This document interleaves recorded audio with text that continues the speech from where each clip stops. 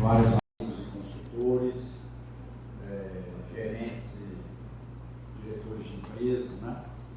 O objetivo aqui hoje é a gente contar o conhecimento do nosso Amilcar, amigo nosso de longa data. Eu e o Amilcar fizemos mestrado junto em Valência, depois ele seguiu a carreira, ele já era professor da Universidade do Algarve, fazendo doutorado com o principal fisiologista do mundo, que era o professor José Luiz Guardiola. Tá? Como vocês sabem, nós recém iniciamos esse centro de pesquisa avançada junto com a Exalc e todas as instituições parceiras, o IAC, a Embrapa. Então, nós tivemos a visita dele essa semana, com o professor Francisco Arena, que é o diretor da estação lá de Sevilha, para ver diversos assuntos ligados a porta-enxertos analisados, poda, irrigação, colheita mecânica, mecanização, né? Então, o que eu queria dizer para vocês? Que nós temos que agradecer a Amilcar, que é uma pessoa altruísta, especial, e como pessoa profissional, eu vou dizer coisas que não estão no seu currículo, não, meu. O Amilcar disse que tinha duas opções na vida, não sei se eu posso falar, mas eu vou falar. Ou ser pedreiro em Portugal, ou fazer agronomia na Rússia, na Ucrânia. E eu não sabia falar uma palavra nem de inglês, o homem foi para a Rússia. Eu acho que é menos difícil do que ser pedreiro em Portugal. Tá? Ele ficou 6 anos na Rússia, que é a atual Ucrânia. Tá? Eu vi ontem os amigos ligando lá da Ucrânia que as balas estão indo para cima, o que eles fazem? Não tinha lugar para ir para Portugal. Tá? E aí, o que nós pedimos para o Amilcar? A área de fisiologia de ciclos é uma área muito complexa. Então, depois que ele veio da Ucrânia, ele se tornou professor na Universidade do Algarve. 2, 3 anos depois, foi fazer o mestrado e doutorado em Valência, na Universidade Politécnica, com o Guardiola.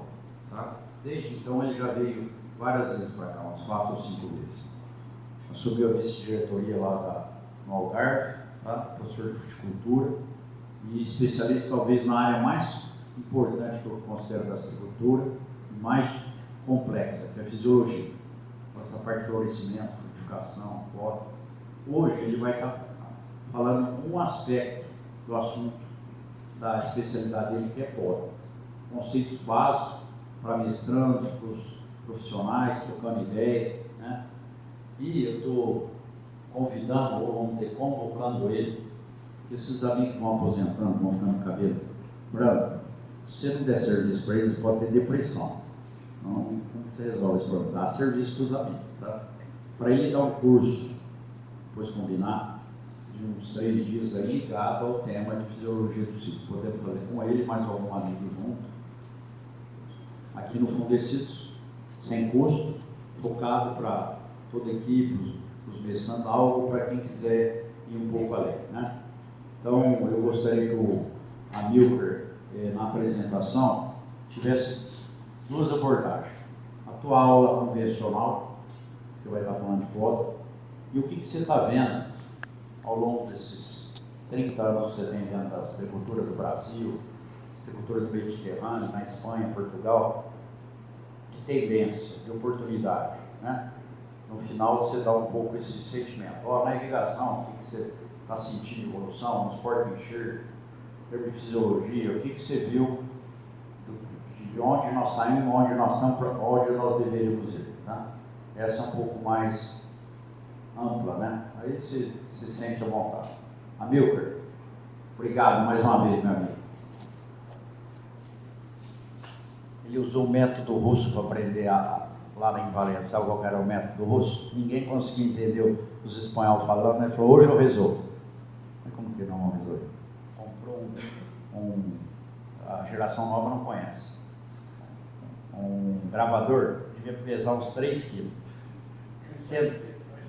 Sentava na frente do professor, gravava todas as aulas. No final, acho que tinha umas 500 fitas de cassete.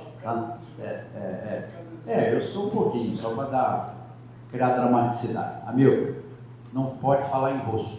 Outra coisa, vocês já viram o português falar? Às vezes nós vamos precisar de tradução. É mais difícil entender ele falando em português de Portugal do que o espanhol que está bem.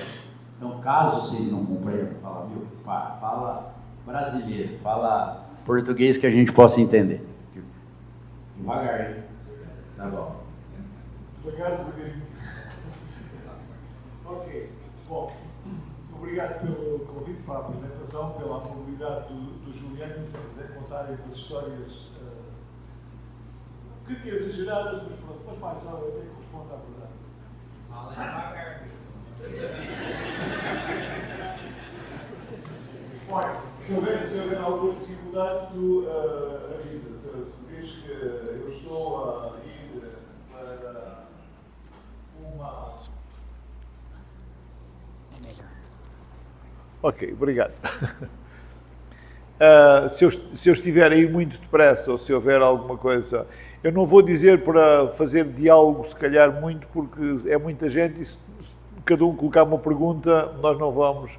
Mas não sei, talvez do Goraieb ou o Juliano, se acharem que há alguma coisa que, afinal de contas, o Eduardo é o professor da cadeira, não é? Portanto, tem a responsabilidade de avaliar os alunos quanto à matéria. E então, se tiver alguma coisa que eu não expliquei suficientemente bem para a prova, pede um esclarecimento, está bom? Ok? Bom, o que eu vou tentar fazer é uma coisa difícil, porque é assim, eles convidam-me para vir cá dar uma aula, e eu preparo uma aula com os conceitos básicos, aquela coisa que se vai dar ao aluno, para depois poder fazer pergunta na prova. Depois, de repente, dizem, vamos convidar mais umas quantas pessoas, não é? Os amigos, mais e tal, bom, está bem. Entretanto, convido uma plateia enorme, e portanto, eu agora não sei para quem é que eu falo, se falo para os alunos, se falo para os conceituados colegas que estão aqui, que sabem mais disto do que eu, e portanto, tentar dizer alguma coisa nova. É difícil assim, não é? Bom, vamos tentar então fazer o impossível, não é? Bom, falar um bocado de poda, definir a poda, pois a poda é cortar ramos, não é? Mas, à partida, quando nós falamos de poda, falamos de cortar ramos que, quando esse corte tem um efeito sobre a fisiologia da planta. Ou seja, quando nós estamos a tirar matéria, ramos secos, por exemplo, isso já não é propriamente uma poda. É uma limpeza da árvore, mas já não é propriamente poda. Ou seja, poda é quando nós estamos, efetivamente, a cortar ramos que têm um efeito sobre a fisiologia da árvore. A poda... Portanto, estamos a cortar ramos que têm folhas verdes. Folhas, portanto, que estão a fotossintetizar. Portanto, qualquer poda supõe, de alguma forma, um atraso no crescimento da árvore. A árvore depois vai responder com mais crescimento, com mais vigor, eventualmente, e vai compensar esse corte que nós fazemos. Mas há que encarar sempre a poda como uma diminuição do desenvolvimento da árvore. E daí que, sobre o conceito de poda, e sobre a prática da poda, há muitas opiniões divergentes. No caso de Portugal, há inclusivamente pessoas que dizem que o melhor é não podar, não é? Porquê? Porque nas nossas condições, pelo menos, em que não temos tanta radiação, tanto calor, quando nós cortamos, estamos a atrasar o desenvolvimento da árvore. Então, sobretudo em árvores jovens, se nós podarmos, estamos a atrasar o crescimento da árvore e o desenvolvimento da árvore. Ainda assim, a poda tem diversas vantagens, não é? Nomeadamente o ajudar a formar a árvore, dar uma estrutura da árvore que permite que ela depois aguente bem com a produção e, portanto, que seja uma estrutura adequada, permite reduzir a incidência de defeitos epidérmicos, melhorar a qualidade e o calibre dos frutos, portanto, distribuir melhor os frutos na árvore, previne o desenvolvimento, reduz a incidência de várias doenças. Isto aqui é para o teste, não é? Dá para a prova da avaliação. Torna mais eficazes as aplicações de fitofármacos, torna a colheita mais eficaz e segura, regula a produção atenuando a alternância, permite mecanização total ou parcial da poda e é uma operação que pode ser feita em qualquer modo de produção, portanto não tem aquelas limitações de proteção integrada, produção integrada, a agricultura biológica, ela é comum a todos. Tem custos elevados. Esses custos elevados, depois, eles dependem muito de como é feita a poda. A poda mecânica tem custos mais baixos, mas mesmo a poda chamada poda manual, que não é que se corte propriamente com as mãos, mas quando se corta com uma tesoura ou com uma motosserra, portanto, é isso que se designa por poda manual, mesmo assim ela pode ser também relativamente rápida e não tão custosa quanto isso, não tão morosa. Não permite o controle de viroses ou doenças, que às vezes, portanto, há casos muito específicos, e aqui no caso do Brasil já houve, portanto, doenças que podiam ter algum controle, mas de uma forma geral não é fácil de controlar. Contribui para a disseminação de doenças através dos instrumentos de poda, de corte. Quando feita no momento incorreto, com intensidade excessiva, causa grandes perdas de produção, mas os benefícios são notórios a médio e a longo prazo e, portanto, a curto prazo pode provocar perdas diretas na produção. Portanto, isto são basicamente aqueles princípios de poda que servem basicamente para o teste que o Goreia depois vai fazer aí. Portanto, os objetivos da poda um pouco a mesma coisa, portanto, é ajustar a forma da árvore e regular a produção entre a sua componente estrutural e produtiva. E aqui, quando nós pensamos em ajustar, temos de pensar em ajustar a árvore a um modo de produção e a um modelo de produção. E a forma como aquilo que nós queremos da árvore pode variar muito em função de todo o sistema de produção que nós temos ou que queremos ter. E falaremos um pouco mais disso mais adiante depois. Optimizar o equilíbrio entre copa e sistema radicular, otimizar a disponibilidade e distribuição de hidratos de carbono, diminuir a incidência de pragas e doenças, facilitar a colheita e aumentar o vigor da árvore, estimulando a formação de brotos novos e, portanto, revigorando a árvore. Bom, passando agora àquilo que são as bases necessárias para nós podermos fazer a poda. Bom, este slide é aquele mesmo mais básico, não é? Que é aquela coisa que toda a gente sabe, um nó com a folha e o gomo, os entrenós. Basicamente aqui só para dizer que quando nós fazemos uma poda em plantas jovens, quando nós temos que cortar brotos destes, temos que cortar acima do nó, sempre, um bocadinho acima do nó. Passando agora para aquilo que é a estrutura da árvore. A estrutura da árvore tem o tronco, tem as pernadas, que são as primeiras ramificações, e depois vai ter os ramos, secundário, terciário, por aí fora, até chegar aos ramos de produção. Portanto, nós temos sempre a árvore composta por duas componentes, uma componente de estrutura da árvore, que é aquilo que está ali a preto, e depois aquilo que está a verde, que são as brotações e os ramos que vão diferenciar flores e frutos. A classificação das árvores, nós na verdade temos umas laranjeiras, podem ter formas, as laranjeiras e os outros sítios podem ter formas bastante diferentes. Esta é uma classificação é sempre uma simplificação da realidade. Portanto, nós consideramos três tipos de porte: o porte ereto, o porte normal e o porte churão. De que é que depende isto? Depende sobretudo da genética da planta, ou seja, depende da ramificação que a planta faz. Nós temos plantas que têm tendência para criar ângulos fechados, como se vê aqui nesta primeira árvore, em que temos um ângulo fechado, portanto, ângulos fechados com o tronco, ou que criam ângulos mais abertos, ou que criam ângulos muito abertos. Depois, tem que ver também com o comprimento das brotações dos ramos que cria. Portanto, aqui, quando cria ramos maiores, eles têm a tendência a ser mais pendentes. Aqui, muitas vezes, são ramos mais curtos, embora isso depois seja sujeito a outra classificação. Mas estes são conceitos que é importante nós os termos quando falamos de poda, quando depois, para podermos depois discutir poda, discutir quais são as técnicas, quais são as práticas que se devem fazer. Portanto, ereto, normal e aberto ao churão. Que temos aqui exemplos disso. Por exemplo, temos uma poncã, por exemplo, que tem habitualmente um porte ereto, não é? Temos as laranjeiras, grande parte delas tem aquilo que é um normal ou intermédio, e depois temos o aberto ao churão, que é característico de tangerинeiras Satsuma, por exemplo. Alguns limoeiros também têm esse porte um bocado mais aberto ou mais churão, portanto, dessa forma.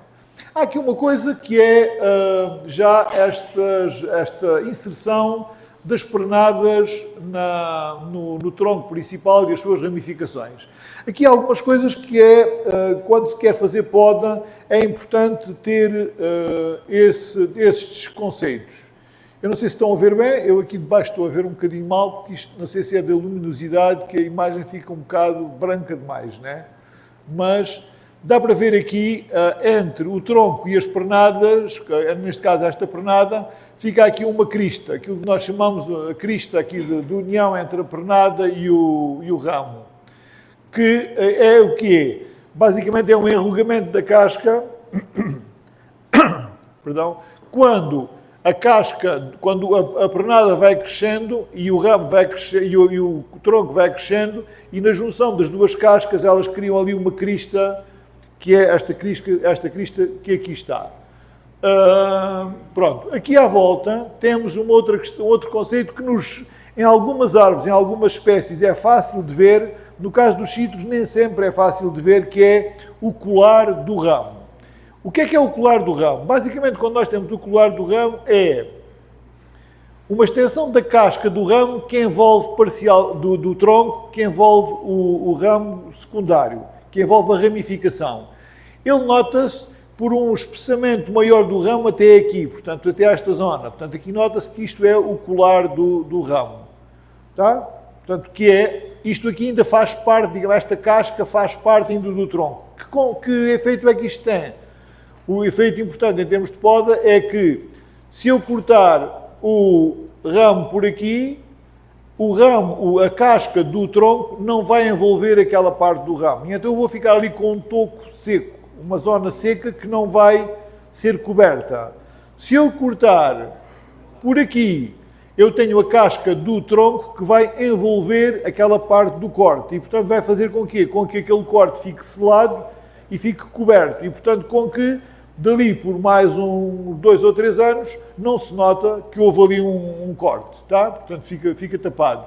Aliás, creio que ali em cima, aqui agora não se está a ver muito bem, mas há ali um tronco que já foi cortado e que está praticamente já selado. Ok, isso melhora um bocado. Pronto. Isto é muita tecnologia aqui com... Bom, aqui temos uma coisa que eu não sei se encontra muito aqui, algumas vezes encontra-se, eu já vi por aí alguns casos, que é estes casos de uniões fracas entre pernadas ou entre o tronco e as pernadas. O que é que acontece aqui? Acontece que quando os ângulos são fechados entre uma pernada e o tronco ou entre dois ramos, acontece que se forma aqui no meio uma zona em que esta pernada não estava soldada àquela. Há aqui uma zona que é a casca morta que fica aqui. Isso decorre do quê? Decorre de que o tronco vai crescendo, o ramo vai crescendo e vão engrossando um em direção ao outro e soldam pela parte exterior, mas no meio não soldam suficientemente bem. Porquê? Porque o meristema que está aqui em baixo e que deveria ir acompanhando o crescimento, aquele engrossamento, ele não acompanha e ao não acompanhar fica para trás e, portanto, aqui, na verdade, em vez de haver uma soldadura dos dois ramos, eles ficam encostados um ao outro e, portanto, não solda bem. O que é que isso leva?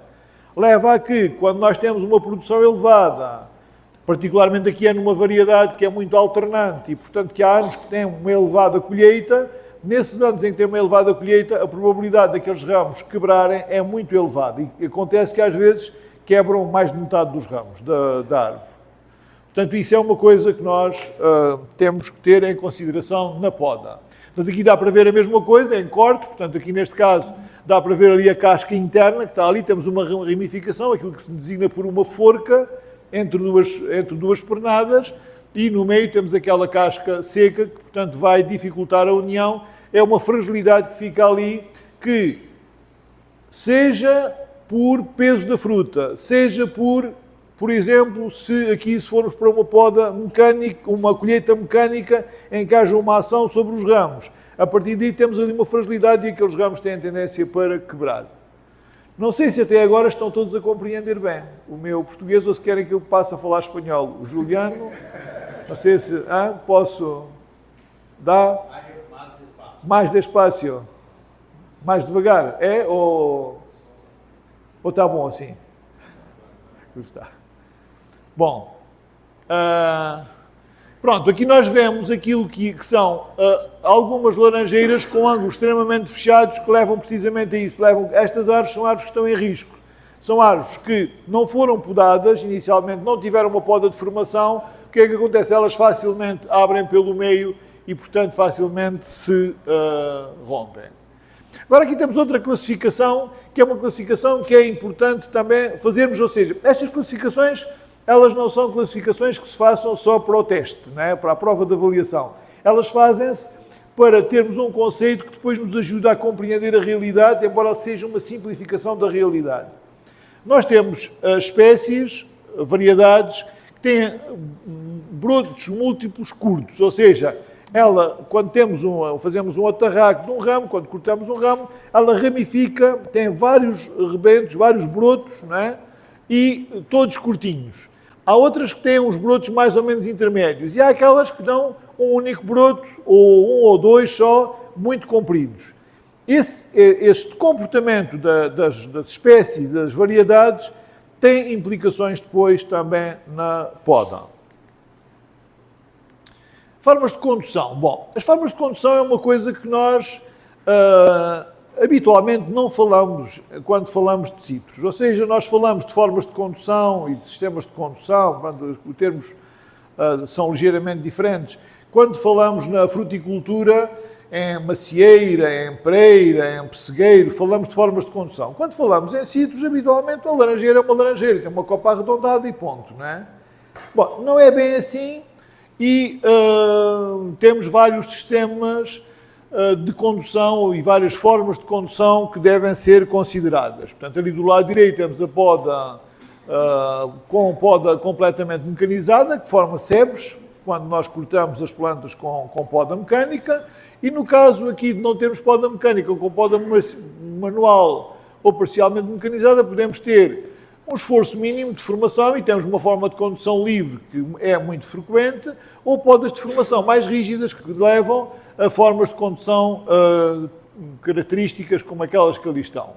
Bom, nós aqui temos uma condução livre, por exemplo, uma árvore que não foi podada ou que foi muito ligeiramente podada, pode ter tido uma poda de formação inicial e depois foi deixada crescer mais ou menos de uma forma livre. Tem uma estrutura de ramos, de ramificação ali dentro, uma forma arredondada. Esta formação ali dentro às vezes é mais ou menos caótica ou casuística, não tem uma forma determinada. Portanto, esta forma de condução é uma forma de condução tradicional em que já se imprime uma forma mais dirigida e se faz alguma poda já mais orientada. Orientada principalmente eliminando ramos do porta-enxertos, atarracando o ramo principal, provocando ramificações e nessas ramificações depois eliminam-se alguns ramos que estão muito próximos uns dos outros, que têm inserções fechadas para evitar aquela questão das más soldaduras. Portanto, quando vemos que há ali ramos com ângulos muito fechados, eliminamos-los e ficam os ramos com a formação mais aberta. É mais ou menos aquilo que se faz nestas podas que são frequentes em Portugal, que é um bocado de limpeza ali do interior, criando um espaço e cortam-se, portanto, estes raminhos com tesoura para dar uma forma mais regular à planta. E o que é que permite isto? Permite ter uma estrutura boa da planta, uma estrutura sólida que aguenta depois com uma carga de fruta grande, sem romper, sem problemas. Aqui esta forma é uma forma já mais sofisticada e já mais rara, digamos, pouco frequente, que é a poda dicotómica. Ela praticava-se bastante em Espanha, em certa altura, pratica-se ainda em alguns casos, pratica-se em quando nós temos variedades para fruta fresca, muito valorizada e em que os custos de poda são amortizáveis. Ou seja, é possível ter uma poda que tem um custo elevado, mas esse custo é compensado por uma colheita valorizada. Amigo, vamos aproveitar, deixa eu pegar o microfone um pouco, só para você explicar que tem essa foto aqui. Uma das coisas que a gente observou essa semana, nós estamos trabalhando com a mecanização da colheita mecânica. Plantas menores, foldadas, usando o equipamento da New Holland. Evoluiu muito nos últimos 2 anos, tá? E teve no campo. E uma das coisas que nós conversamos, a Milka, Francisca Arena da Espanha, que além de aperfeiçoar a máquina, é fundamental ter uma planta menor, né? Mas preparar a planta com poda para que se possa causar o mínimo possível de danos. Há uns 3 anos atrás, quando eu estive em Sevilha, a Milka também estava lá, a mesma máquina, que depois foi sendo aperfeiçoada, quebrava uns 30% de árvore de galho. Tá? E uma das discussões ontem que nós tivemos aqui com um grupo menor foi da importância de conduzir, o Zé Antônio também estava junto, o Girardi, a planta nessa fase inicial. Tá? E uma das coisas que comentou, a importância do pomar que fosse adensado, da formação ser um pouco mais alta, não a 40, 45, talvez a 60, e a conformatura das pernadas, tá? Eu gostaria que você explicasse isso agora também. Sim. Mas pronto, está o slide a seguir. Tá bom. Porque este aqui é obviamente, este pomar é um pomar para colheita manual. O que é esta forma? Esta forma dicotómica é uma forma em que temos cada pernada ramifica em duas sempre e vai sempre abrindo. Dá esta configuração vista de topo, dá uma configuração de uma planta completamente aberta, ramificada e, portanto, com os ramos todos separados uns dos outros. Isso faz com que tenhamos a fruta muito bem distribuída, com boa cor, com bom desenvolvimento. Esta poda é uma poda que seria inimaginável nas vossas condições. Só estou a dar isto que é para falarmos dos conceitos gerais, para termos as várias variantes, para termos a mente aberta, não é? Digamos assim, para estas coisas. Pronto. Aqui é mais um exemplo dessa poda que é praticada, isto aqui são fotografias da Córcega, em clementinas, em que eles vendem 1 kg de clementinas, vale o valor de uma caixa de laranja, talvez aqui. Portanto, é uma fruta muito valorizada, porque são frutas com indicação de origem protegida, que os franceses preferem comprar frutas clementinas francesas, portanto, toda uma imagem associada ao produto, que o produto tem que ter muita perfeição. E este aqui permite essa perfeição, ou seja, uma árvore aberta, os frutos não se tocam, não há roçamento de ramos, portanto, há toda uma fruta com uma boa qualidade. Aqui já temos uma coisa diferente. E aqui temos uma coisa que é muito raro ver, que é citrinos em palmeta. A palmeta é uma forma que existe para a pereira, para a macieira, em alguns casos, mas sobretudo para a pereira. É uma forma que se adapta muito bem ao caqui, por exemplo. Agora, para os citrinos, não. Habitualmente nós não vemos citros em palmeta. É possível ainda assim fazê-los em palmeta. Não significa que seja a melhor opção.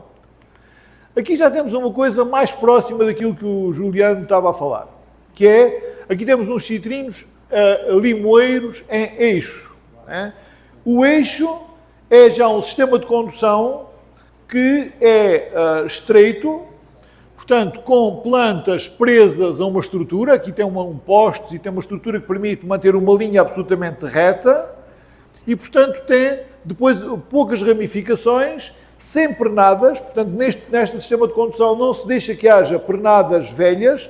As pernadas, quando vão engrossando, eliminam-se, estimula-se o nascimento de novos brotos no tronco, de forma a ter sempre ali um eixo, que é um tronco, revestido com ramos, todos eles frutíferos.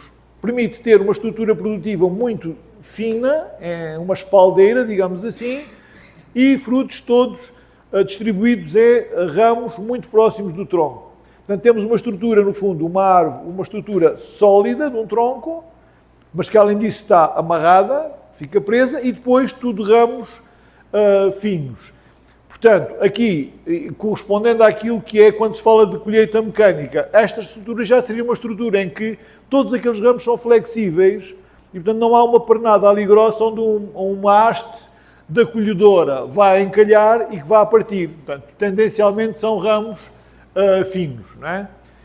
Esta estrutura não foi feita para colheita mecânica. Esta estrutura é uma estrutura para quê?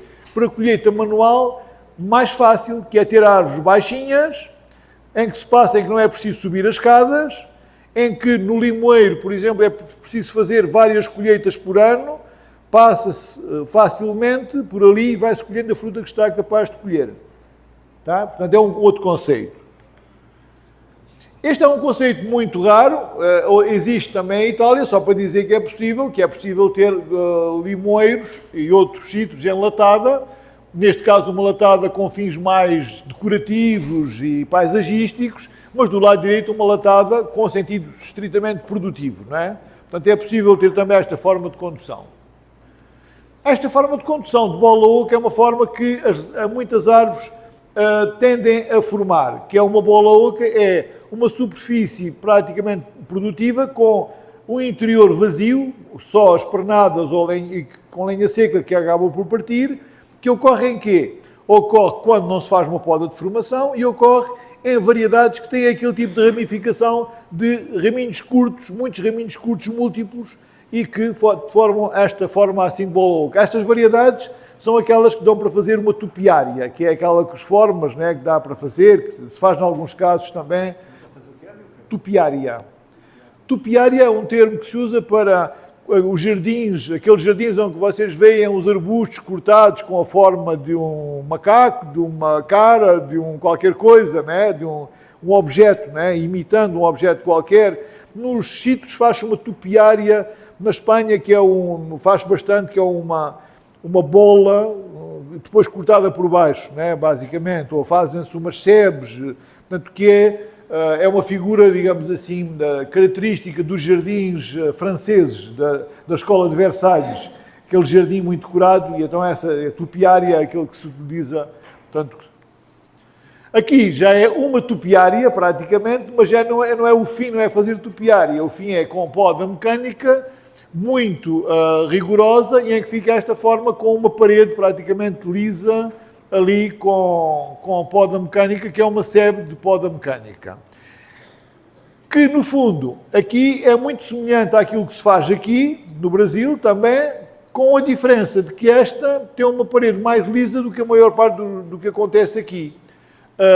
E aqui, digamos, que eu acho que se faz melhor, não é? Porque esta parede é uma parede que não deixa penetrar a luz no interior, esta fotografia é da Turquia, não deixa entrar a luz no interior e, portanto, ficamos com uma zona produtiva muito estreita, que é aquela parede ali exterior. No interior, a planta não produz habitualmente e mesmo que produza, é muito difícil de buscar aquela laranja, seja mecanicamente, seja manualmente, porque ela fica escondida.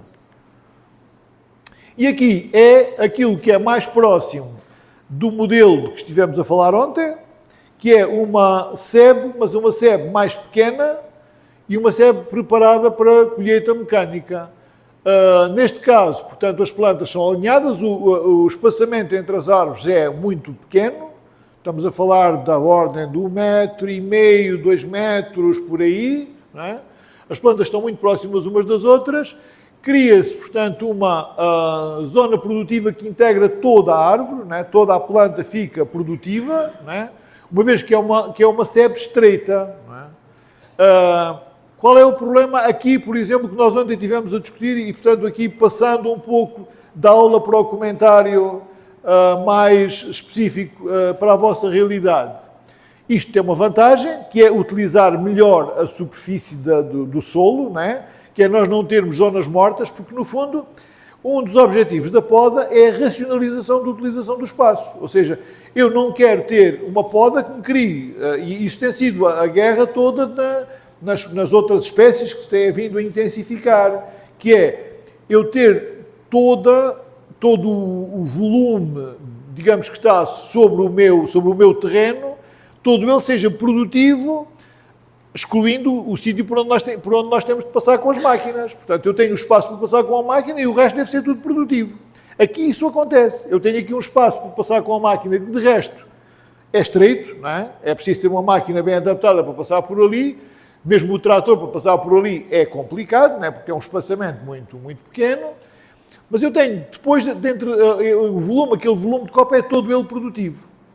No caso da colheita mecânica, não sei bem se este pode ser o objetivo central, porque depois a colheita mecânica é difícil ir buscar a fruta que está junto ao tronco, que está ali na zona central. Não sei se, alargando um bocado mais esta copa, se não se conseguia criar mais puxar a produção mais para fora, do centro da planta para ser mais fácil ir apanhar a fruta. Claro que isso é uma dificuldade, que é, exige uma máquina mais larga para apanhar aquela copa mais larga. Aqui temos, portanto, aquilo que o Juliano falou, que é uma das coisas fundamentais para a colheita mecânica, como esta está aqui a ser feita, que é ter um tronco nu em baixo, não é? Sem ramificação, que é porque as ramificações de baixo são as mais difíceis para a máquina apanhar a fruta ali. Portanto, neste caso, ele levando a copa, aqui faz portanto, não temos as saias produtivas, habitualmente, aquilo que chamam as saias, o que nós chamamos as abas, para não haver confusões, não é? Portanto, porque assim nós podemos falar de abas curtas e tal, sem que ninguém se fique melindrado, não é? Pronto, certo? Ninguém entendeu o que você falou. Não? Ninguém entendeu? Explica de novo. Que é abas e saias. Ninguém percebeu o que são abas e saias? Não? É a mesma coisa. É a mesma coisa. No termo, nós em Portugal usamos o termo abas, para aqueles ramos a que vocês aqui chamam as saias da árvore, né? Aqueles ramos baixos que ficam quase junto ao solo. Aqui nós não temos essas abas, sinónimo saias, tá? Ou temos umas abas mais curtas, ou seja, umas saias mais curtas. Por isso eu estava a dizer que nós usamos o termo abas, assim evita-nos aquela coisa de estar a falar em saias compridas ou curtas, que pode ser delicado, não é? Pronto. Não. Ok, pronto. O que é que acontece nesta forma de condução? Nós aqui perdemos essa zona produtiva das saias, que é uma zona que às vezes é importante do ponto de vista de produção. Claro que aqui ela perde-se também porquê? Porque as filas estão próximas umas das outras, a entrelinha é muito estreita e, portanto, esta zona em baixo também fica sombreada e, portanto, faz com que sobe a copa da árvore. A árvore tem que subir. Eu acho que, eventualmente, esta subida é demasiada, ou seja, não é preciso tanto. Digamos, ou seja, podemos ter que ter o tronco, sim, limpo até aquela altura, mas depois, dependendo da árvore, ou seja, aí vem os tais conceitos de porte ereto. Uma árvore com porte ereto, ela pode-se deixar ramificar mais baixo porque as pernadas dela vão para cima. Uma árvore com porte chorão tem que ser podada até mais alto porque as pernadas depois têm tendência a ir para o lado. E como têm tendência a ir para o lado, vão baixar e essas saias vêm para baixo depois. Tá? Portanto, aqui, esta altura do tronco que tem que se deixar limpo pode variar em função do tipo de porte que a árvore tem. E, portanto, nós temos que ver. Porque nós temos a ver, por exemplo, uma das variedades que vimos, que era a americana, que tem um porte ereto. Ela tem um ângulo de formação bastante pequeno, portanto tem tendência a formar ângulos fechados. Portanto, ela vai ter tendência com o tronco limpo a ir para cima. Depois ramifica mais adiante, depois há que ver a questão da ramificação. Ela depois, essa tem ramos longos, portanto depois acaba por descer mais adiante. Portanto, em termos de formas de condução, digamos que é isto que nós temos, basicamente, e é um bocado entre estas formas de condução que nós temos de ir adequando. Portanto, uma forma de condução, ela tem que estar adequada para um sistema de produção. Ou seja, se nós tivermos um sistema de produção que se baseia em compassos amplos, colheita manual, árvores de grande porte, é uma coisa, uma forma de condução. Se nós queremos intensificar, temos que ir para outra forma de condução. Não se tem falado nisto em sítios. Porquê? Porque nós temos tido uma produção, do ponto de vista de compassos, uma produção relativamente extensiva. Ou seja, embora não seja propriamente uma cultura extensiva, que não é, uma cultura extensiva, mas é uma cultura que tem um compasso aberto e, portanto, de alguma forma não é uma cultura muito intensiva. Portanto, aqui estamos a falar de intensificar ou de ir para o superintensivo. E então, nesse caso aqui, temos de mudar várias coisas. Elas têm de mudar em paralelo. Elas muda o espaçamento entre árvores, muda o tamanho da árvore, muda a forma como nós podamos, mudam várias coisas. Portanto, no fundo, o que nós teríamos a criar aqui com a colheita para a colheita mecânica, virado para a colheita mecânica, é um sistema de produção diferente com umas formas de condução diferentes, que têm de ser necessariamente formas de condução diferentes. As formas de condução, elas estão adequadas para Por outro lado, os fatores socioeconómicos, no fundo, tem de ver com disponibilidade de mão de obra, a que é que se destina a fruta, qual é o preço da mão de obra, qual é o preço da fruta, esses fatores que variam e que, no fundo, são os fatores que são determinantes do sistema de produção que nós vamos ter. Porque o sistema de produção tem que responder a esses fatores socioeconómicos que nós temos, a essa envolvente empresarial. Pronto. Voltando a alguns conceitos básicos. Na poda, nós costumamos, eu aqui não fiz a tradução, não sei se vocês usam os mesmos termos ou não. O atarraque, quando nós cortamos um ramo a meio, portanto, designa-se o corte por atarraque, e o corte por atarraque é um corte que leva sempre a uma resposta da planta na zona onde fizemos o corte. Quando nós fazemos um atarraque, nós provocamos rebentação ali à volta, na zona que ficou abaixo de onde nós fizemos o corte. Podemos fazer o atarraque sobre ramo lateral. Quando nós fazemos o atarraque sobre o ramo lateral, o que é que fazemos? Fazemos um corte semelhante, é um ramo que é cortado em algum ponto do seu comprimento, mas fazemos sempre sobre um ramo que já lá está, um ramo lateral, que pode ser um ramo mais velho, mais novo, mas temos sempre ali um ramo. Que resposta é que isso tem? Isso vai fazer com que não haja uma ramificação naquela zona. Porquê? Porque a seiva da planta vai se dirigir para o ramo que já lá está, para o ramo lateral que lá está. Vai dar força àquele ramo e não vai haver ali uma ramificação tão forte. Pode haver alguma pequena ramificação, mas não tão intensa. A desramação é outra operação, que é nós tiramos o ramo pela base, ou seja, todo o crescimento que foi feito, nós eliminamos-o pela sua base. É também um tipo de corte que também não induz uma rebentação ali à volta. Pronto. Aqui, isto é um aspecto teórico, mas prático também, tem consequências práticas, que é como é que se deve fazer os cortes. Isto é comum a outras espécies. Portanto, o que eu disse há bocado foi que, quando nós fazemos o corte, ele deve ser feito pela zona do colar, né? Portanto, no limite do colar, portanto, nesta zona aqui. Agora, esta zona nós podemos determiná-la quando não vemos aqui um espessamento nesta zona, quando o colar não é visível, podemos ver um bocado como isto.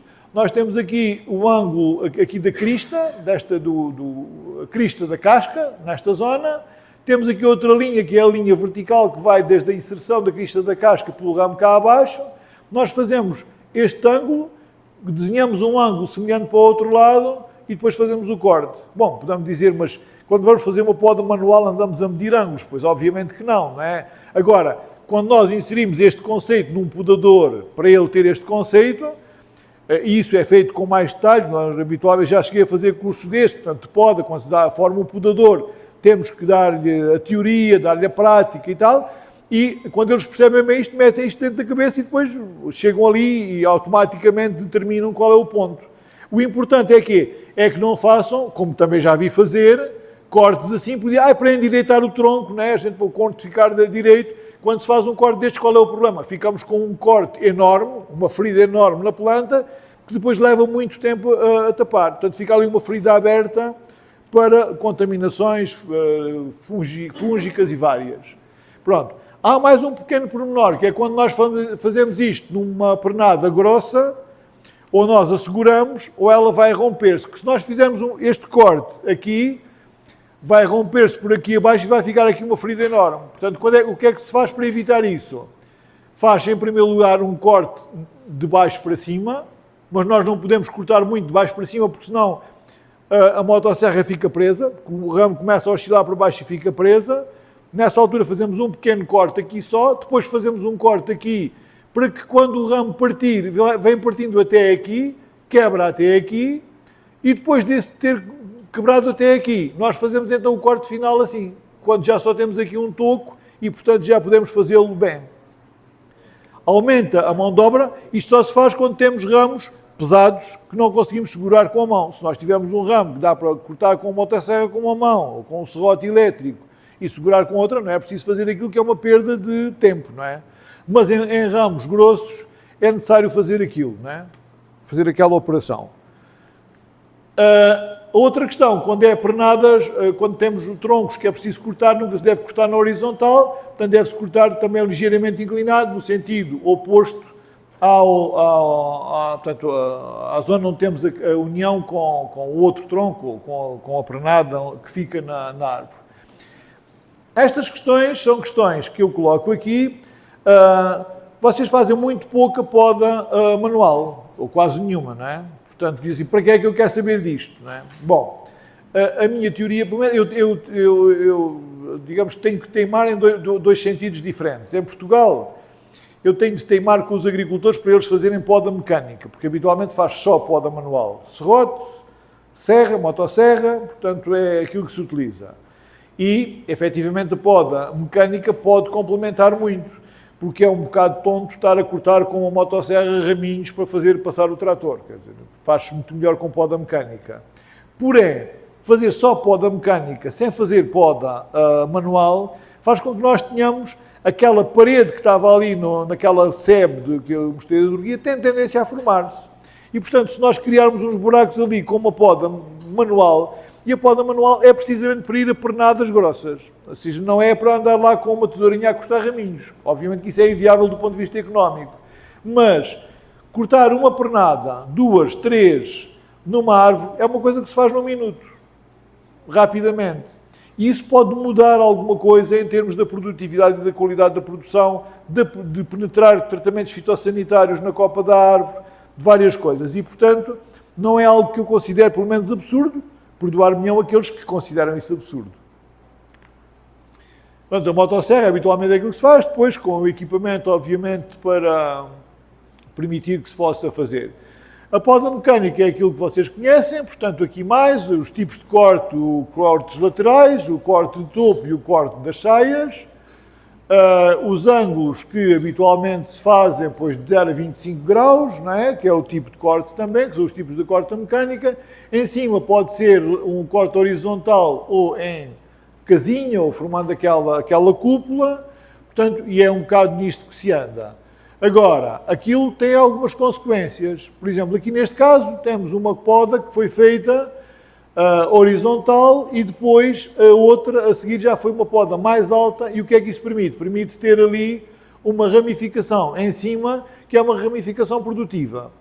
Agora vocês imaginem que eu, em vez de fazer aquela poda em cima, a repetir na mesma linha vermelha que tinha feito no ano anterior. Então nessa altura eu estou a deixar ali ramos secos e não estou a permitir que se forme ramos produtivos. Ora, aquilo que são ramos produtivos são os ramos verdes, são os ramos finos, são os ramos da madeira que se formou no ano anterior e não a madeira que se formou há 3 ou 4 anos.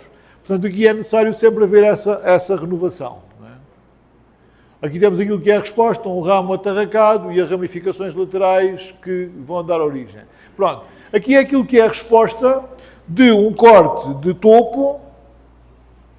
Um corte de topo leva àquilo, à formação de uma relvinha que ali está, não é? Ali à superfície, portanto, uma quantidade enorme de brotos que se formaram ali naquela superfície.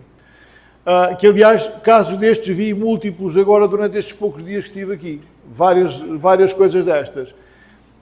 Qual é o problema? Se nós podarmos aquilo, a árvore que teve a crescer, formou madeira nova que ia ser produtiva e depois nós eliminámos-la, e depois tem o problema do greening, que é aquela arrebentação ali, ser aquela que seja mais suscetível às pecíolas. Se não cortarmos, podemos ter esta ramificação que durante o primeiro ano não produz nada, portanto também terá que ser cortada para depois podar nos anos seguintes.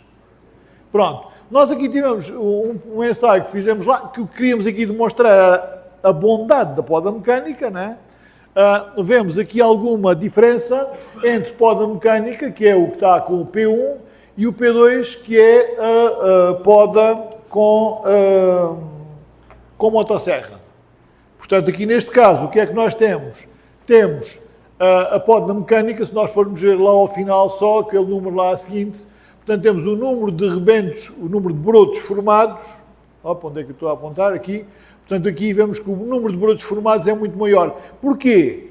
Pois é por aquilo que eu disse, porque nós quando fazemos uma poda mecânica fazemos múltiplos atarracos. Não é? Nós estamos a cortar numa sebe, estamos a fazer todos os raminhos que vêm por aí, nós atarracamos-los. Quando nós fazemos poda com motosserra, nós estamos a desramar fundamentalmente, estamos a tirar uma pernada, ou 2, 3, e portanto não fazemos tantos cortes, fazemos muito menos cortes e portanto origina muito menos brotos novos, tanto aqui na rebentação, na brotação de verão, como na brotação seguinte, que ainda se verifica também esse efeito.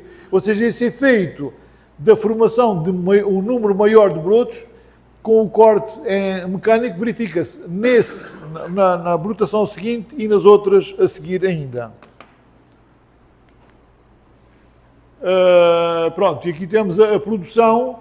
A produção, ela não varia muito, não varia estatística, não é uma diferença estatisticamente significativa, portanto, é mais a questão do número de brotos do que propriamente ao nível da produção. Pronto, eu aqui tenho que acelerar um bocadinho, porque estou um bocado atrasado aqui nisto, e, portanto, temos aqui os cortes que já tínhamos falado. Basicamente isto é sobre a SEB, a poda mecânica, e essa poda mecânica depois feita com várias formas, com tratores, há também algumas máquinas automotrizes. Esta aqui é já uma fotografia antiga, portanto, mas que existem máquinas destas também, neste caso só para cortar as saias. E pode-se juntar poda mecânica com poda manual, portanto, abrindo alguns buracos. Em vez de ter uma SEB lisa, temos uma SEB ali com alguns buracos, portanto, para a entrada de luz e, portanto, permite não fazer aquela SEB fechada como nos outros casos. A poda de formação, eu não sei se calhar aqui, eu estou um bocado, o tempo eu estou a ver que me demorei bastante mais do que aquilo que estaria previsto, e, portanto, eu se calhar, aqui a poda de formação é aquilo que vocês já conhecem, creio eu, portanto, faz-se uma poda no viveiro. Pode-se fazer uma poda logo no viveiro, em que provoca uma ramificação da planta no viveiro, ou pode-se plantar a planta só com uma haste e depois fazer a poda no campo. De resto, esta fotografia aqui é uma fotografia aqui do Brasil. Pronto, é importante uma poda de formação para evitar estas ramificações baixas que depois desequilibram a árvore para toda a vida do pomar.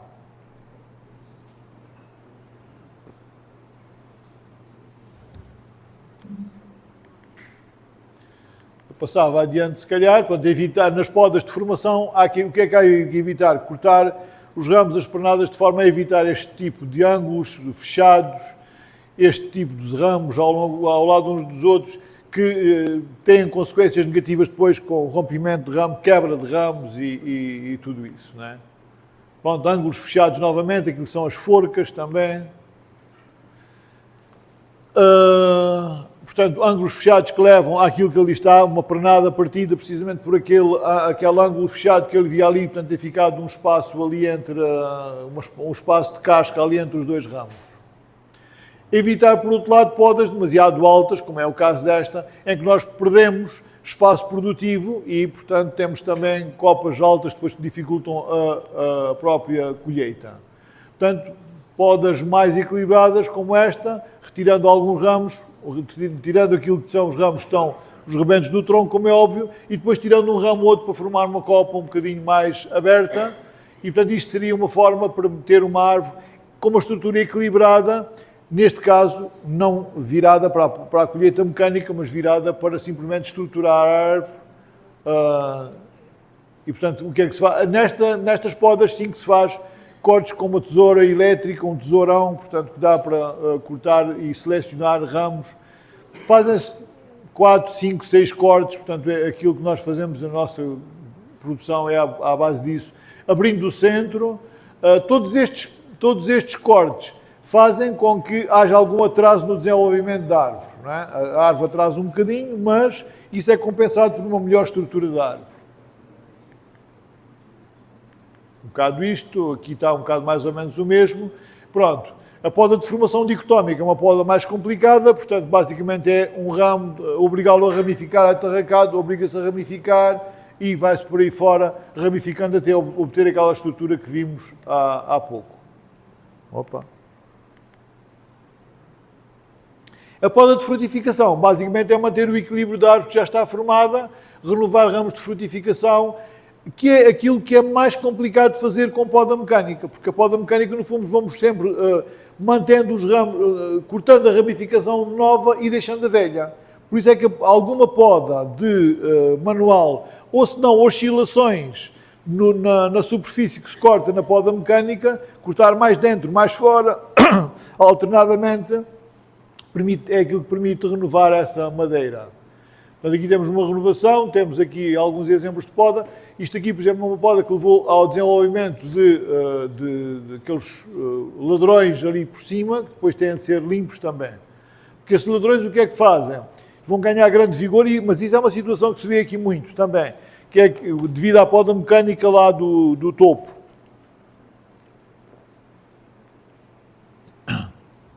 E é um bocado de explicar, porque aqui neste caso temos um desenvolvimento muito vigoroso, muito grande, na vertical, e depois numa zona que não é produtiva, que eventualmente pode vir a produzir quando aqueles ramos dobram, quando eles pendem, e aí vão começar a produzir. Mas é sempre só ao fim de mais de um ano que eles chegam a produzir, quando depois em baixo temos a mesma árvore com uma frutificação já equilibrada. Aqui neste caso temos aquilo que é mesmo para a colheita manual, umas saias demasiado baixas que dificultam a colheita manual e que fazem com que haja fruta que apodrece, que se estraga, que não sei o quê. Portanto, estas zonas baixas de produção ao nível, muito perto do nível do solo, tem esse inconveniente de frutos que se danificam. Bom, e no outro dia vimos que havia ainda mais uma razão, que é os javalis, neste caso, que é uma zona que fica acessível aos javalis e que vimos uns danos enormes de javalis e que é uma coisa que tem tendência para aumentar, tanto entre nós como aqui, não é? Da fruta que fica ali em baixo, naquela zona das saias, tem tendência a aumentar. Bom, eu não sei, eu queria deixar algum tempo a perguntas, estou muito atrasado com isto e, portanto, eu se calhar iria passar estes slides portanto, são podas de frutificação feitas entre nós com tal escolha de ramos. Amigo, se precisar de 10, 15 minutos a mais, não tem problema. Você não vai perder o voo. O medo não é perder o voo, o medo é o Goraebo ou alguém me dizer assim, você está aqui a ocupar muito espaço da minha aula. Não, mas pronto. Mas eu tenho ainda, é que isto ainda vai tem muito slide ainda por aí e eu gostava de falar, de chegar até ao fim. Portanto, no fundo, com a poda de frutificação, o que nós queremos é renovar a madeira e neste caso, dirigir a produção para que a poda seja, que a copa seja produtiva no seu interior. Isso permite aumentar a produção, ter uma frutificação distribuída no interior da copa. Portanto, com uma boa produção e produção de qualidade. E evitar a formação de ramos secos, que é uma coisa que aqui há muito e que me faz um bocado de confusão. Quando temos estes muitos ramos secos, depois eles são também fonte de fungos e contaminações que são complicadas. Bom, isto é a forma das clementinas. Há uma coisa aqui também que é já agora que temos nesta variedade, que é uma coisa que não falei em termos da classificação, mas que é importante. Que é, há variedades que renovam as folhas muito mais depressa do que outras. E, portanto, isso depois tem que ver com qualquer coisa que nós façamos nos novas ideias de produção em termos de reguladores de crescimento, que provoquem queda de folha e isso. Porque há variedades que renovam a folha muito frequentemente. Esta aqui, por exemplo, é uma delas. A folha é uma folha que tem pouca persistência. Ela está sempre verde, mas há uma grande renovação de folhas. Há variedades que mantêm a folha durante mais tempo. Isso é uma coisa que nós não temos bem estudado, há pouca informação sobre isso em termos de diferenciar variedades quanto a isso, mas é uma coisa interessante. As folhas do interior da copa caem mais depressa, porque têm menos luz, mas há variedades que em si têm também mais tendência para cair mais novas do que outras. Bom, aqui é um exemplo de poda de frutificação, de resposta à poda, no fundo mesmo na poda manual, com a emissão de rebentos ali no interior, aquelas rebentações mais claras que estão ali, que são rebentações depois da poda. E aqui é tal coisa que tínhamos falado, portanto, quando nós fazemos um atarraque, de se formarem ali uma série de rebentos naquela zona, não é? Seja quando o ramo tem um porte mais vertical, seja quando está na horizontal, vê-se por baixo do corte múltiplas ramificações, seja em ramos mais finos, portanto há sempre uma resposta à poda. Neste caso, uma poda a 25 de maio, a resposta a 23 de junho. A vossa resposta aqui é mais rápida, as temperaturas são mais elevadas e essa resposta é ainda mais rápida. Bom, isto aqui é a coisa que vou passar. Aqui é um bocado a diferença entre poda de pernadas e ramos. Portanto, aqui o que nós fizemos foi uns ensaios em que comparámos. Bom, então vamos lá ver, mas se eu tiver, posso fazer uma coisa que é uma poda de pernada, que basicamente que é, portanto, aquilo que aqui estava, um corte daquelas dimensões, 2 cortes ali, estão a ver, 2 cortes, eu arrumo aquilo com duas pernadas, ou eu faço mais cortes, mas cortes mais pequenos. Por exemplo, aqui, dá para ver aqui os cortes mais acima, em vez de cortar mais abaixo. Isso em termos de aspecto exterior da copa, dá isto, ou seja, isto é num ensaio, portanto, numa poda de pernadas, em que nós vemos ali que esta mesma árvore ficou com um buraco ali no meio, não é? Ficou com uma entrada de luz ali, ou eu fazer outra coisa, que é fazer múltiplos cortes, e então o que é que eu fico? Eu fico com várias entradas mais pequenas. No fundo eu tiro a mesma proporção da copa da árvore, mas com mais cortes, e portanto com múltiplos buracos, em vez de ficar só com um buraco. Portanto, nós, no nosso caso, não vimos diferença entre uma coisa e outra, ou seja, em termos de produção, não houve diferença entre uma coisa e outra. Aqui, fizemos alguma poda de recuperação. O que é uma poda de recuperação aqui? Neste caso, eram árvores que estavam velhas, árvores que não tinham sido podadas há vários anos, e o que nós fizemos foi uma poda em que, o que é que fizemos? Eliminámos o topo da árvore, daquele topo ele desapareceu, ficou aberto, portanto, vista de cima, ela fica com um buraco aqui para entrar a luz, e abrimos uma janela lateral. Para quê? Para que, quando fazemos a colheita, neste caso manual, o operador, o trabalhador, possa entrar por aquela janela e colher a fruta dentro da árvore. Senão, se eu crio fruta dentro da árvore, criando o buraco central, mas depois o apanhador da fruta não tem possibilidade de lá chegar, ou tem que andar a lutar contra os ramos para chegar lá, tenho um problema. Portanto, eu tenho que facilitar para que a poda, ainda que manual, seja mais facilitada, seja mais cómoda, mais rápida. Portanto, esta é uma poda que foi feita com esse objetivo. O que é que isso permitiu? Permitiu aumentar bastante a entrada de luz e, portanto, a radiação no interior da copa foi muito mais intensa no onde eu fiz a poda de recuperação. E, embora aqui as unidades sejam diferentes, eu consegui arranjar aqui esta curva, que é uma coisa que não é fácil de arranjar, curvas de resposta à luz a nível da fotossíntese. Aquilo que eu tenho ali está dentro desta zona ascendente aqui da curva, o que significa que eu, ao aumentar a radiação, estou a aumentar a eficácia fotossintética da planta, ok? Portanto, isso é importante nós darmos a luz suficiente para as plantas. Quando nós já estamos a dar, quando a radiação já fica nesta zona aqui plana, eu estar a aumentar a radiação já não interessa, não é? Já não me interessa dar mais luz, não é? Interessa-me dar mais luz quando eu tenho pouca luz e, portanto, no caso de uma copa fechada, interessa-me aumentar a radiação. Uma copa muito fechada, você diminui a qualidade do fruto? Na copa fechada, diminui a qualidade do fruto.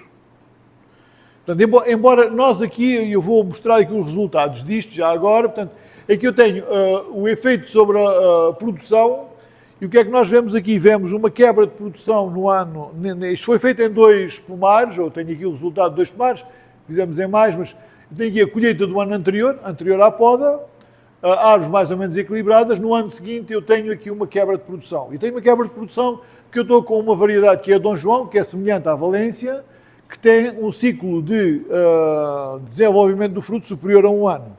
E, portanto, eu estou a fazer, ainda por cima, nós fazemos uma colheita tardia nestas árvores. Portanto, quando eu vou fazer esta poda, eu já tenho lá a produção do ano seguinte. Portanto, obviamente, eu tenho uma quebra de produção por isso, não é? Embora, no caso da Valência, isso não se verificou, curiosamente, em termos de produção. Eventualmente porque aquelas árvores... Estes ensaios, nós fizemos isto com um número reduzido de árvores, não é? Estes ensaios. Portanto, estes ensaios, devido às nossas próprias limitações de pomares pequenos, de falta de homogeneidade, e, portanto, estes ensaios seriam muito melhores ser feitos, por exemplo, aqui no Brasil, com talhões como vocês fazem de 20, 30 árvores, é muito mais fácil ter resultados mais rigorosos do que aqui. Mas pronto, aqui o que nós vimos foi que no ano seguinte ao da poda, não houve diminuição, até houve um ligeiro aumento, embora está dentro da margem de erro, portanto não se pode dizer que houve um aumento. Digamos, não houve perda de produção. Na verdade, em termos de qualidade, nós aqui, para responder à pergunta não houve aqui um aumento de qualidade, houve um aumento de tamanho. Aqui neste caso, portanto, neste ano, houve um aumento aqui de tamanho ligeiro, que não chegou a ser estatisticamente significativo. A casca aqui, como é uma medida menos variável, digamos, varia menos, e conseguimos um efeito estatisticamente significativo, mas isto resulta de um aumento do tamanho do fruto e deu também, e aqui neste caso deu o inverso, portanto, deu uma diminuição do BRICS, o que aqui aparentemente é contraditório, ou seja, aparentemente aqui nós diminuímos a qualidade do fruto, não é? No caso seguinte, no outro pomar de Valência Leite, aumentamos o BRICS, não é? Aumentamos já aqui com um aumento estatisticamente significativo, aumentou também a acidez, mas aumentou ainda assim o ratio, portanto, da fruta.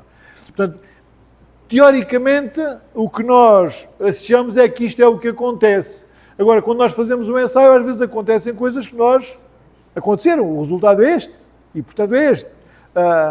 Obviamente que estes resultados não são resultados conclusivos, absolutos, de dizer assim é isto, não é? Mas a nossa ideia sempre é essa, e aquilo que, pelo menos da nossa impressão, agora a impressão é aquela coisa, eu estava-me a ouvir, agora é que reparei que estava a falar sem microfone, é que isto com 3 coisas nas mãos é difícil, não é? Estavam a ouvir aí atrás ou não? Está? Ok, pronto, então está bem. Mas, portanto, os resultados às vezes não são aquilo que nós queremos, não é? São aquilo que sai, não é? Tá? E aqui não se vê claramente um aumento da qualidade do fruto, vê-se num dos ensaios e no outro não. Pronto, só falar ainda as podas de renovação, temos depois podas de renovação e rejuvenescimento, esta é aqui vossa, uma fotografia vossa, e aqui é mais rápido, não é? A renovação no nosso caso, isto é uma poda de renovação também e é mais lento, não é? Nós aqui para recuperar a poda, aquilo que vocês aqui recuperam é 7 ou 8 meses, nós levamos 2 anos, não é? A recuperar. O que é que nós fazemos nestas podas também? Pois o caiar, o pintar de branco, o tronco, para não queimar com a radiação, não é? E obtemos uma renovação da copa. Perdão, está a ficar aqui.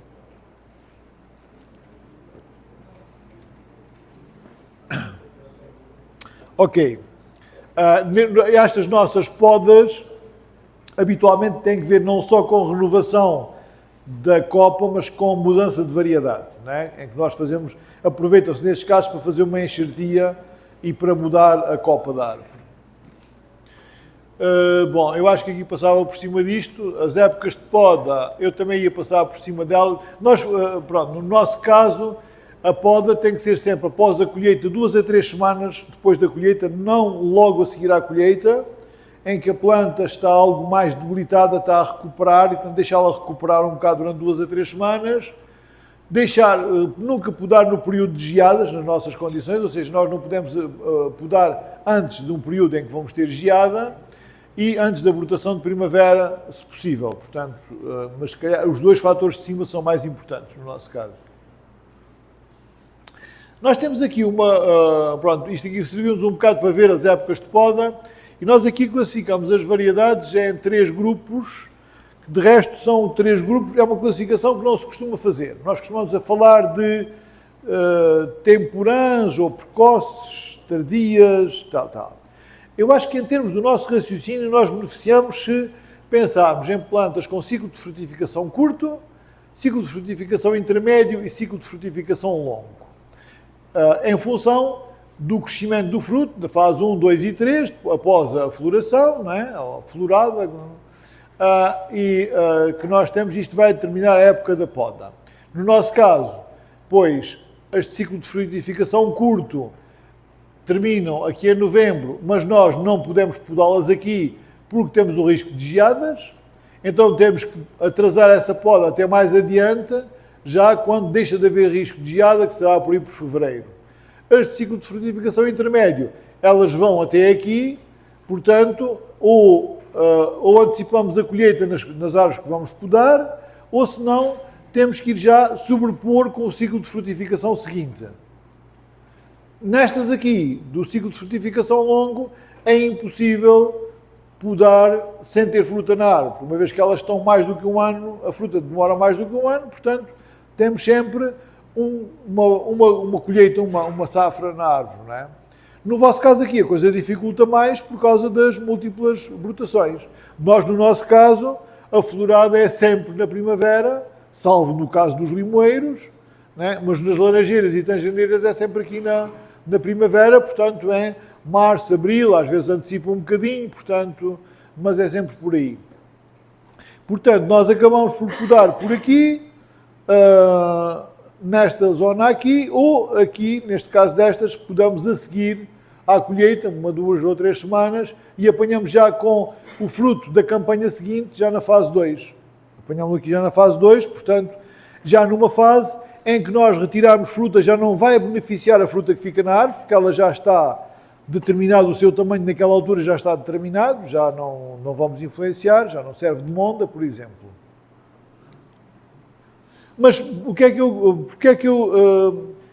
aqui nós podemos pensar nestes ciclos de frutificação mais curtos ou mais longos e depois, para as épocas de poda e para as épocas de colheita, nós podemos jogar com a indução floral, que é uma coisa que eu não vou falar, porque não é o tema, mas que se pode jogar, né, em termos de indução floral, para desfasar os momentos de colheita e de poda e de tudo isso pode ser ajustados. Nós aqui trabalhamos com uma variedade alternante e as alternâncias, temos uma alternância muito grande, esta aqui é uma variedade extremamente alternante, portanto isto é o one-on e o one-off, safra e contra-safra, é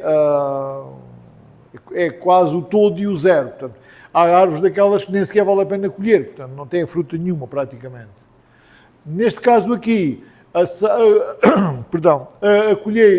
poda pode ajudar a controlar a alternância, quando nós, neste caso, portanto, temos aqui um ano de safra, portanto, que é o ano em que temos rebentações abundantes, floração, há uma fraca inibição de indução floral, temos uma floração intensa, temos uma competição muito elevada, mas como temos, isto fundamentalmente são frutos com semente, temos taxa de vingamento elevada, consumo de reservas muito elevado com aquela produção, com tudo isto que aqui temos uma descida das reservas na planta e, portanto, temos uma severa inibição de indução floral, fraca rebentação, acumulação de reservas fracas e uma floração escassa, que mesmo com uma taxa de vingamento muito elevada, não chega a dar uma produção significativa, porque às vezes a árvore não tem mesmo flores, ou tem um número muito reduzido de flores. E, portanto, neste caso aqui, a poda pode entrar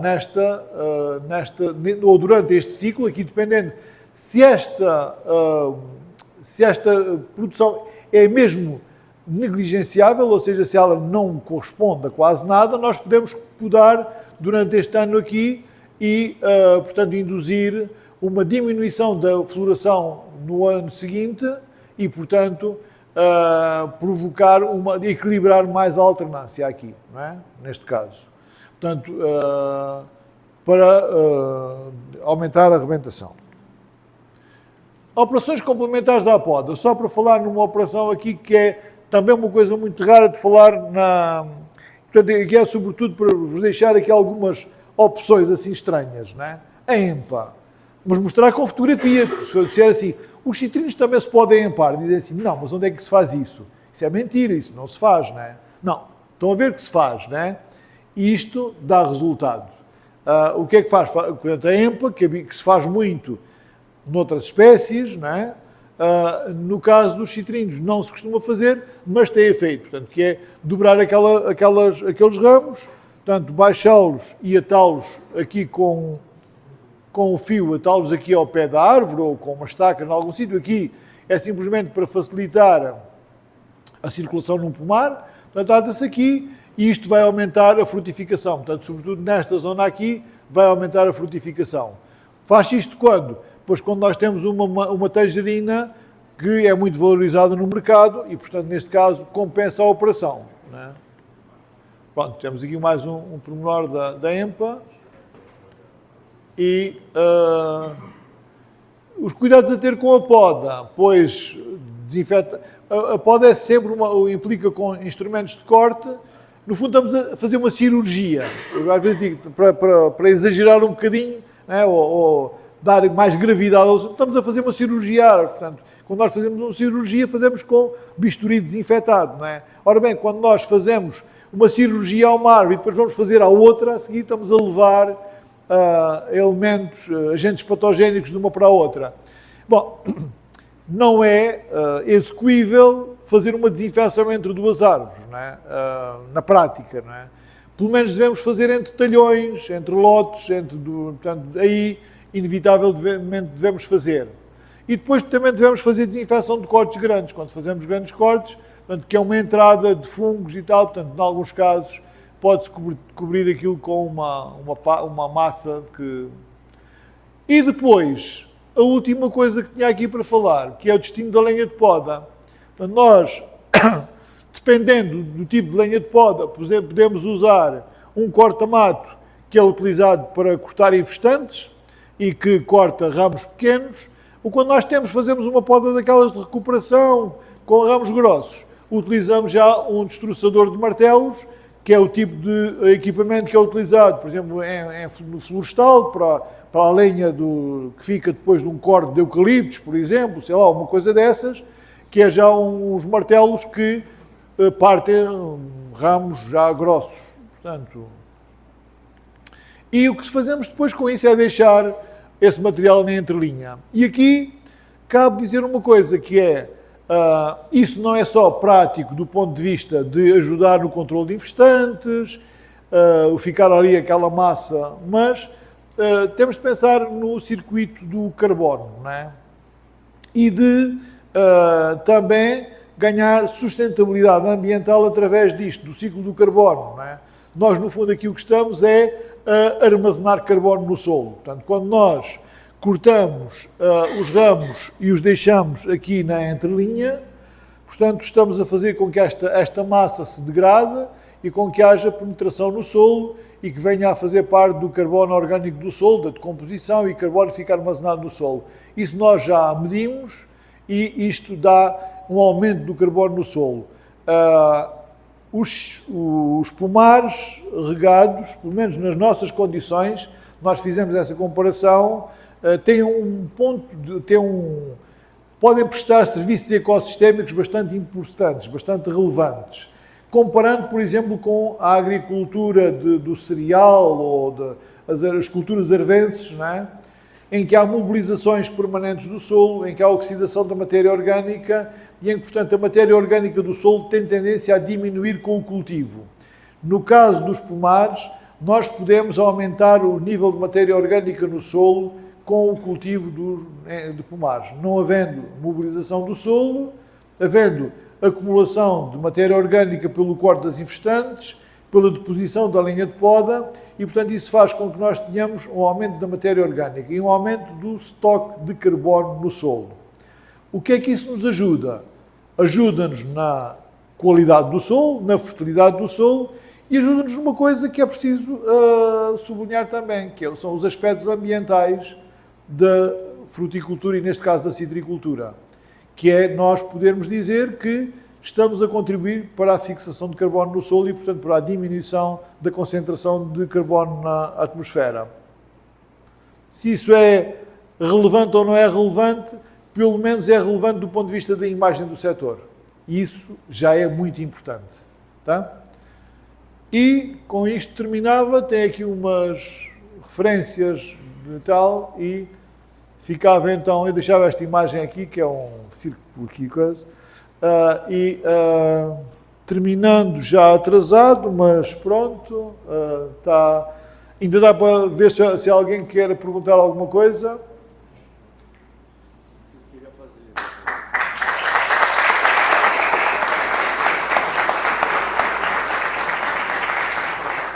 Obrigado.